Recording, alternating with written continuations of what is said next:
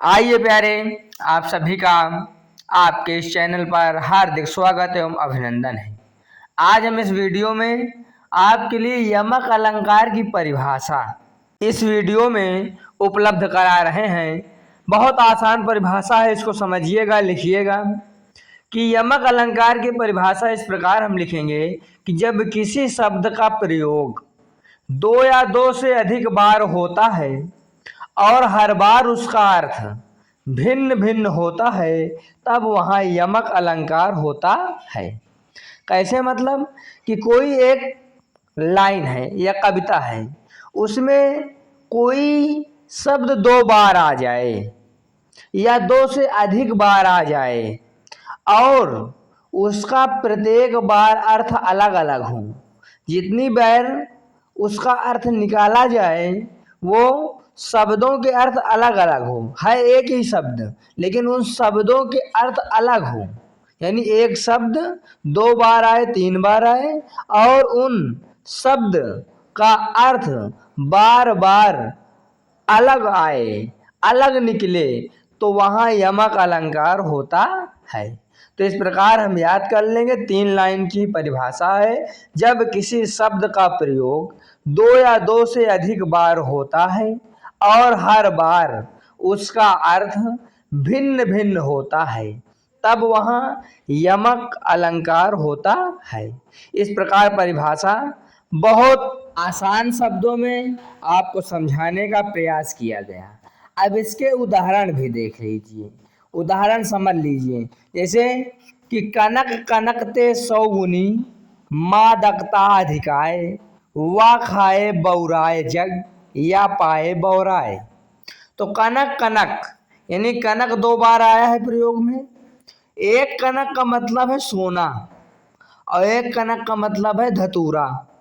कनक कनकते सौगुनी और मादकता अधिकाय, कहने का मतलब क्या है कि एक सोना, कनक कनकते सौगुनी और मादकता अधिकाय।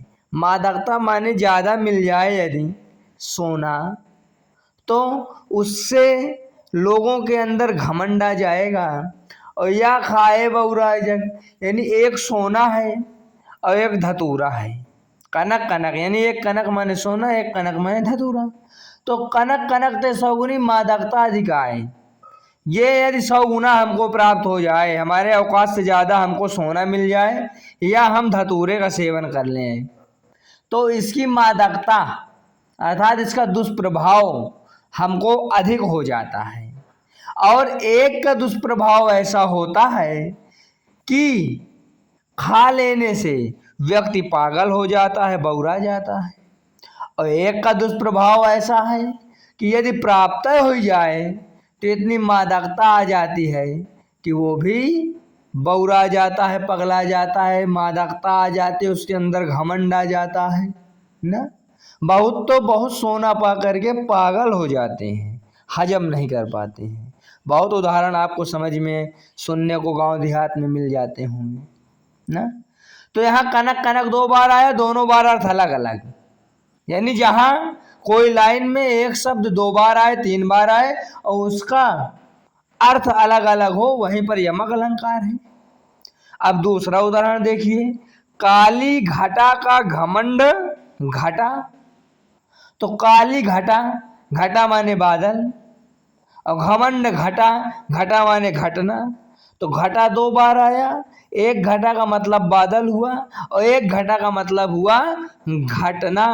तो इस पंक्ति का अर्थ क्या होगा कि काली घटा का घमंड घटा, यानी काली काली बादल, यानी काले काले बादलों का जो अहंकार था, जो घमंड था, वो घट गया है, अर्थात थोड़ा समाप्त हो रहा है। एक घटा का मतलब बादल, एक घटा का मतलब समाप्त होना, कोई चीज़ घटना।